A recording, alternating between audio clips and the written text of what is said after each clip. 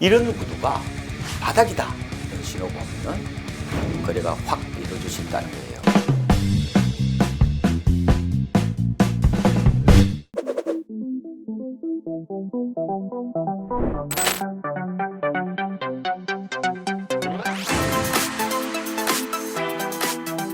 그렇죠. 갑작스럽게 부동산 시장의 지형도가 달라졌죠. 거래가 완전히 마비될 정도잖아요. 급격한 변화가 나타나는 바로 그 영역이 매수자들입니다. 금리가 계속 오르니까요. 약간 제가 봤을 때 금리 공포 국면 같은 느낌이 있어요. 그 우리나라 기준금리가 연 2%를 넘어가면은 금리 부담의 임계점이 넘을 거로 봤거든요. 벌써 지금 2.25%죠. 그러면 앞으로 기준금리가 뭐 어떻게 될지는 정확히 알 수 없지만 대체적으로 올 연말이든 내년 상반기든 한 3% 정도 간다는 게 현재의 통설이에요. 그 정보를 모든 사람들이 스마트폰을 통해서 알고 있습니다. 그러면 어떻게 돼요? 똑같은 정보를 그것도 일시에 받아보면 생각이 엇비슷해지고 행동도 엇비슷해진다는 거예요. 그게 뭐냐? 바로 집단적 사고와 군집 행동이 나타난다는 겁니다. 그러니까 정보를 똑같이 수용하다 보니까 집값이 그리고 떨어질 것이라는 걸 누구든지 다 알고 있는 세상이 돼버렸잖아요. 갑자기 이 거래가 안 되고 결국은 거래 절벽 속에 가격이 하락하는 큰 뭉치로 보면은 결국은 거대한 어떤 시장의 집단이 똑같은 방향으로 움직이고 있다. 이게 바로 군집 행동이다. 이렇게 말씀드리는 거예요. 이게 시장의 가장 큰 두드러진 특징입니다. 근데 군집 행동이 이게 어떤 형태로 나타나느냐? 안 사는 거예요. 내가 혹시 지금 사면은 꼭지에서 사는 게 아닌가 하는 건 두려움이죠. 이게 집단적으로 저는 발동한다고 봐요. 이게 뭐냐? 바로 생존 본능이다. 이렇게도 볼 수가 있을 것 같습니다. 집을 안 산다고 하셨는데 네. 실제 통계에서도 그렇게 나오고 있나요? 거래량이? 네. 거래량이 엄청나게 줄어들었죠. 지금 서울시 부동산 정보광장을 들어가 보면 알 수가 있어요. 그러니까 뭐 한때 어때요? 거래가 많을 때는 10,000건 넘었잖아요. 올 6월이 약간 1,000건 넘었어요. 7월 보니까 500건이 안 넘더라고요. 8월은 늘겠어요? 결국은 이게 거래가 줄어들고 있다는 것은 제 관점으로 봤을 때는 바로 수요자들의 심리를 보여주는 거예요. 가격은 속일 수도 거래량은 못 속인다. 바로 거래량은 바로 수요자들의 심리를 그대로 보여주는 또 다른 지표다. 이런 말씀을 드리는 거예요.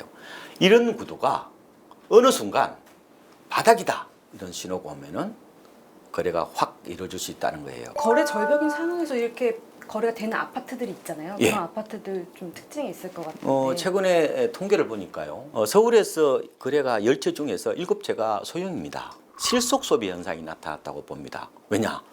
비싼 집이나 큰 집 살려면 어때요? 대출을 많이 내야 되잖아요. 지금 대출 금리 올라간다는 거 다 알잖아요. 이 부담을 낮추기 위해서는 아무래도 중저가 그리고 소형 주택을 살려는 경향들이 좀 더 두드러진다 이렇게도 볼 수가 있을 것 같고요. 원래요 불황이 오면은 주거 가소비보다는 좀 줄여서 소비하려는 경향이 나타난다. 지금 이제 탈전세 내 집 마련 수요. 지난 7월 말에 임대차 3법이 만 2년이 됐잖아요. 그러면 이제 계약갱신 청구권을 사용했던 세입자들이 나와서 어쨌든 뭐 전세를 구하든 집을 사든 해야 되잖아요. 전세값 너무 많이 오르니까 아예 집 사버리자 이런 분도 있단 말이에요. 그런 분들이 어때요? 큰 집 사기는 좀 그렇잖아요. 좀 싼 집 사려는 경향도 있고 이러다 보니까 그나마 그게 거래된다. 그러면 그게 정상 시세에 거래되느냐 아니라 바로 급매물 혹은 급급매물 중심으로 거래된다 이렇게 보시면 될 것 같습니다. 그러면 소위 똘똘한 한 채라고 이제 불리는 아파트들 있잖아요. 이런 쪽은 좀 상황이 어떤가요? 그래도. 저희 KB 시세 중에서 저는 자주 보는 시세가요. 바로 KB 선도 50 지수라는 겁니다. 이 지수를 여러분들이 특히 하락기 때 주의 깊게 바라보시라는 거예요. 대단지는요. 아무리 불황이라도 한두 건이 그래 됩니다. 이 시세가 포착이 되는 거예요. 그게 이제 지수화를 하다 보니까 가격이 떨어지는 거잖아요. 근데 나홀로 아파트, 어지간한 중급 단지들은 거래가 없기 때문에 가격이 빠진지 안 빠진지 알 수가 없다는 거예요. 가치는 떨어졌겠죠. 가격은 알 수가 없는 거예요. 그러다 보니까 항상 대단지 아파트는 하락기 때나 상승기 때 일종의 풍향계 역할, 바로미터 역할을 한다는 거예요. 그래서 항상 이 하락기 때는 반드시 이런 랜드마크 아파트 대단지의 어떤 흐름을 보고 소규모 단지나 중급 단지의 매입 여부를 결정할 때 판단 지표로 삼아야 된다. 당연히 오를 때도 대단지가 먼저 오르죠. 예, 그걸 보고 여러분들께서 의사결정을 하시는 게 좋겠다, 이런 말씀으로 제가 KB 선도지수 50지수를 조금은 염두에 두시라, 이런 말씀을 드리는 겁니다. 그러면 하반기 부동산 시장 대표적인 변수 이건 주의해야 된다라고 보시죠? 저는 뭐 가장 큰 변수로 금리를 보고 있습니다. 그래서 어떤 분이 저한테 이렇게 얘기를 하시더라고요.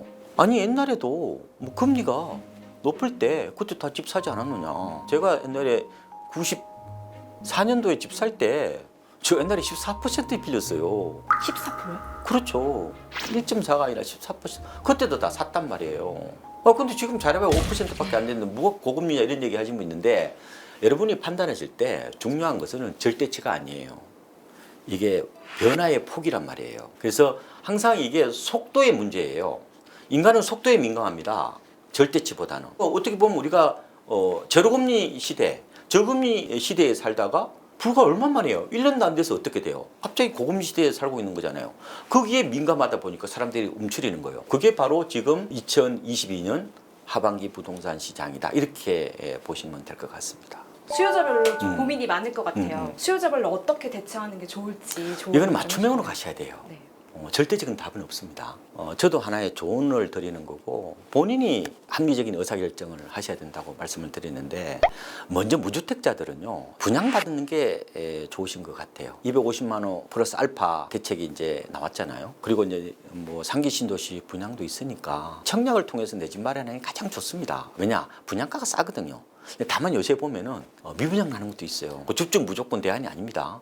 그래서 반드시 보실 때 입지와 가격 경쟁력을 보셔야 되는데, 가장 중요한 건 가격입니다.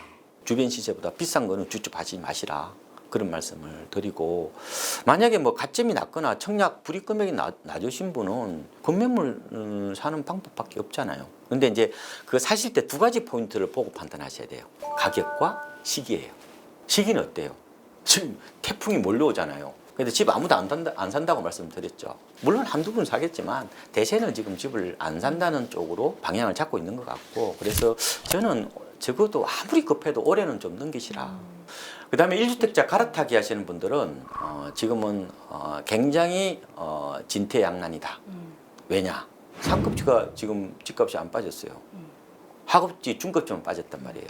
그래서 갈아타기는 전혀 실속이 없을 수 있다. 시세를 잘 보고 판단하시는 게 좋다. 다만 이렇게 하는 건 괜찮습니다. 같은 동네에서 수평 이동하는 건 괜찮아요. 그러니까 24평을 팔고 33평으로 가시는 건 한계없어요. 왜냐? 시세 같이 움직였으니까. 그런 거는 괜찮다고 보고요. 다주택자분들은 저는 개인적으로는 조금은 심플하고 슬림하게 가는 걸 좀 권해드립니다. 특히 이제 집값이 비싼 서울 같은 곳에서는 뭐 두 채 갖고 있기 좀 부담스러울 수 있어요. 그래서 이번 기회에 좀 정리해 보시는 것도 괜찮다. 시장에 매각하든 뭐 자녀에게 부담부 정리, 요새 많이 하잖아요. 대출이라든지 전세를 안고 이제 정리를 하는 걸 말하는 거죠. 만약에 정리를 하더라도 집값이 떨어지는 게 낫거든요. 왜냐면 아파트는 정려 기준이 실거래가입니다. 그래서 좀 빠졌을 때 정리하는 게 훨씬 더 절세할 수 있는 측면도 있고요.